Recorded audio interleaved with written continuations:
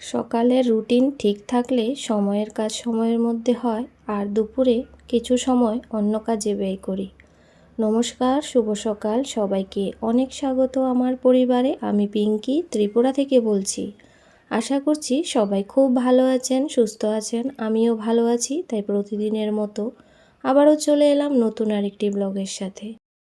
তো ব্লগটা এখান থেকে শুরু করছি। স্নান করে চলে এসেছি ছাদে। এখন জল ফুল তুলে নেব, আর তুলসী তলায় একটু জল দিয়েছি।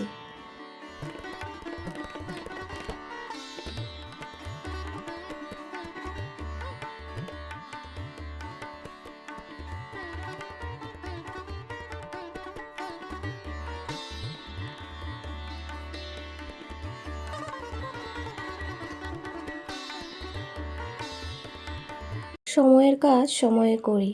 ওই যে ঘুম থেকে উঠি, প্রতিদিন উঠেই তো ঘরদোর পরিষ্কার করা, তারপর নিজেকে একটু সময় দেওয়া, ব্যায়াম করা, নাস্তা বানানো, দুপুরের রান্না, ঘরদোর পরিষ্কার, সমস্ত কাজই কিন্তু সময়ের মধ্যে করার চেষ্টা করি।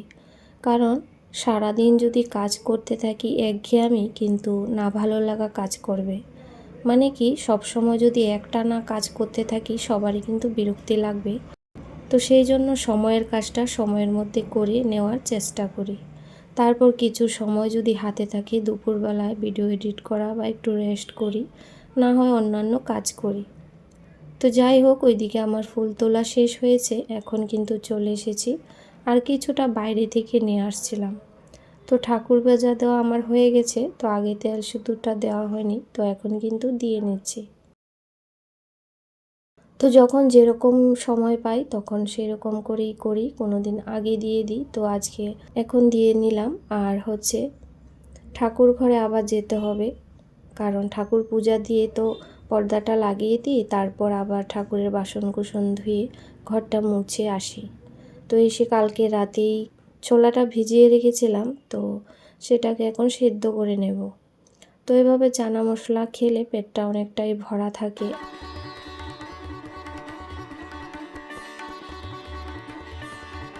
কেননা ও ছোলা খায় না, আগে খেত, এখন খেতে চায় না। তো সেই জন্য কটা ঝটপট করে গোলা রুটি আর একটা ডিম অমলেট করে দিয়ে দিলাম। তো ডিম অমলেট হলে তো কোনো কথাই নেই, সুন্দর করে খেয়ে নেয়। আর সাথে যদি রুটি বা গোলা রুটি যেটাই হয় পছন্দ করে। আর ওইদিকে সাথে পেঁয়াজ, টমেটো, কাঁচা লঙ্কা ওইসব কেটে নিয়েছি, চানা মশলাটা করব।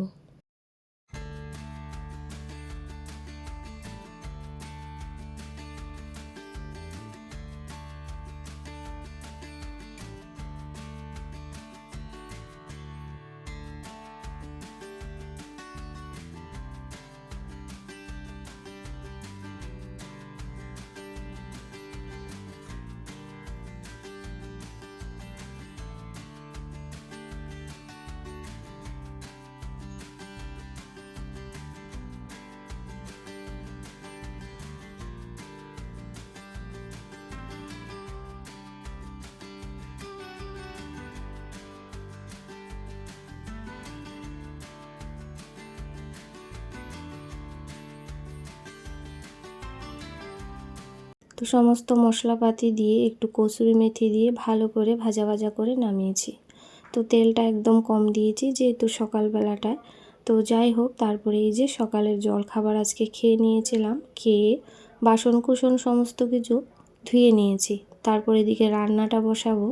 তো এখানে মাছ আলু দিয়ে ঝোল করব পাতলা করে, আর সাথে থাকবে হচ্ছে আলু ভাজা, ডাল। তো এদিকে সমস্ত কিছু কেটে নিয়েছিলাম। তো আজকে বাটা মশলায় রান্না করব, যেহেতু মানে একটাই সবজি রান্না করছি, সেজন্য একটু ভালো করে ঝোলটা করব। আর এখানে নিয়েছি মৌরি, তারপর গরম মশলা সমস্ত কিছু। তো এগুলা না বাটনায় বেটে নিচ্ছি। আর জিরে ধনে গুঁড়াটা আমি ঘরের মধ্যেই করি, ঘরের মধ্যে বেশি করে করে রেখে দিই। যখন আবার শেষ হয় তখন কিন্তু আবার বানিয়ে নিই।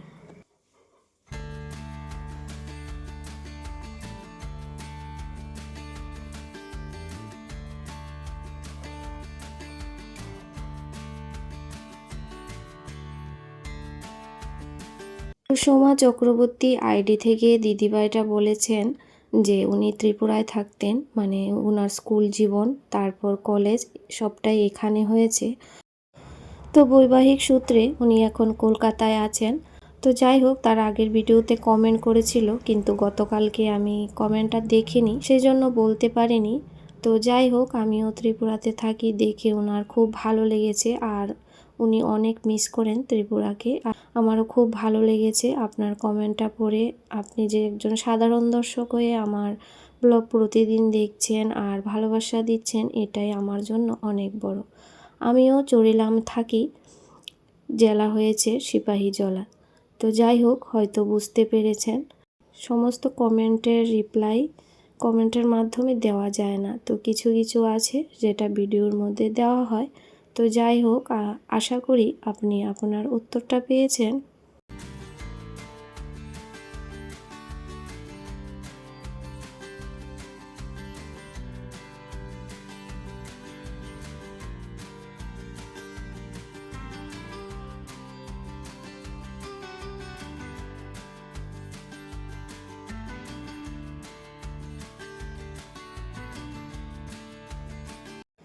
আসলে আমার প্রত্যেকেরই কমেন্টগুলো পড়তে ইচ্ছে করে, কিন্তু সেই রকম সুযোগ সুবিধা হয়ে ওঠে না। তো যাই হোক, কোনো একদিন সময় করে চেষ্টা করব সবার কমেন্ট একটু একটু করে পড়ার জন্য। তো ওইদিকে আমার রান্না কিন্তু অনেকটা এগিয়ে আছে, মাছের ঝোলটা হয়ে গেছে, আর সাথে কিন্তু আলু ভাজাটা করব, আর ডালটা আগেই ফোড়ন দিয়ে দিয়েছিলাম। বন্ধুরা, আমার প্রতিদিনের ভিডিও লাইফস্টাইল ব্লগ আপনাদের যদি ভালো লেগে থাকে, ভিডিওটি সাবস্ক্রাইব করে একটা লাইক করে দিন।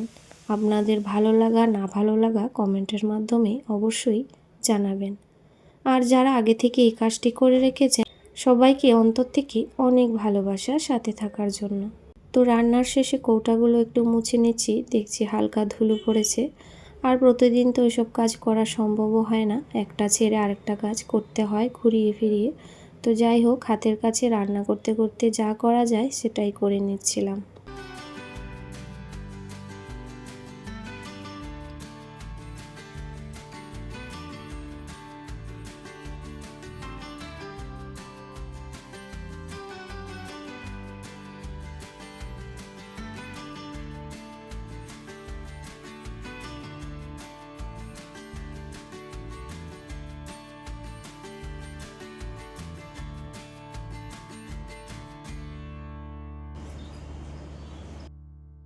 তো রান্নাঘর একদম পুরোপুরি পরিষ্কার হয়েছে, অনেকটাই সময় লেগেছে। এই ওয়ালটাকে না সুন্দর করে আজকে পরিষ্কার করেছি। তো উপরে দাঁড়িয়ে গ্যাসটাকে নামিয়ে তারপর ভালো করে সাবান দিয়ে ঘষে ঘষে তারপর হয়েছে মুছে নিয়েছি।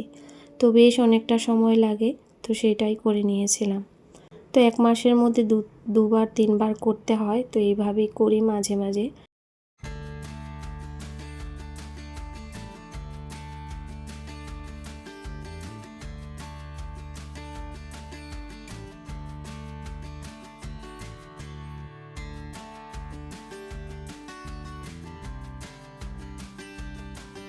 তো বিছানাটা সুন্দর করে গুছিয়ে নিয়েছিলাম, গুছিয়ে তারপর অনেকটা সময় অন্য কাজ করেছি, মানে কি কাপড় চোপড় গুছিয়েছি। তো সেগুলা গোছগাছ করে, অনেকই তো কাজ থাকে, সমস্ত কিছু তো আর ভিডিওর মধ্যে শেয়ার করা যায় না মোবাইল নিয়ে নিয়ে। তো একজন গৃহিণী হিসাবে হাজারো কাজ থাকে, সমস্ত কিছু বলাও যায় না, দেখানোও যায় না। তো তারপর কালকে 2-3 দিনে মানে একটা ব্লাউজ সেলাই করেছিলাম এই শাড়িটারই। তো শাড়ির আঁচলগুলো সেলাই করে নিচ্ছিলাম। আসলে এই ছোট ছোট কাজগুলা কিন্তু আমাদের অনেকটাই পয়সা সাশ্রয় করে। একটা শাড়ির আঁচল সেলাতে কিন্তু আমাদের এখানে প্রায় 30 টাকা নেয়। তো যাই হোক, এই ছোট ছোট নিজের কাজগুলো যদি নিজে করতে পারি, সেটাও কিন্তু একটা সাশ্রয়। ব্লাউজটা সেলাই করা হয়ে গিয়েছিল, তো সেটাই একটু মানে বাকি ছিল, করে নিয়েছিলাম।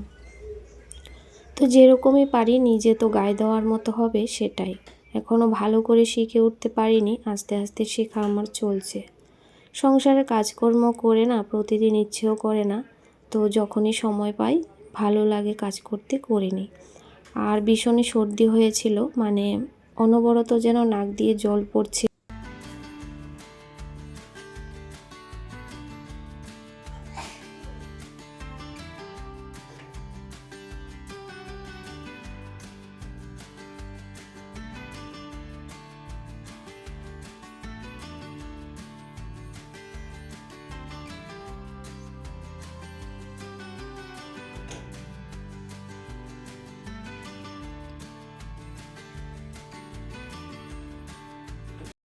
তারপরে এই যে শাড়িটা পরে নিয়েছিলাম, এই শাড়িটা পরা হয়নি, তো সেই জন্য একটু পরে দেখলাম। কোথাও তো যাব না, তাও দু একটা রিলস বানিয়ে নিয়েছিলাম, আপনারা চাইলে দেখতে পারেন। তো যাই হোক প্রিয় বন্ধুরা, ভিডিওটি আজকের মতো এখানে শেষ করছি। আগামী দিন আবারও আসবো নতুন আরেকটি ব্লগ নিয়ে। ততক্ষণ পর্যন্ত সবাই খুব ভালো থাকবেন, সুস্থ থাকবেন, এভাবেই আমার সাথে থাকবেন।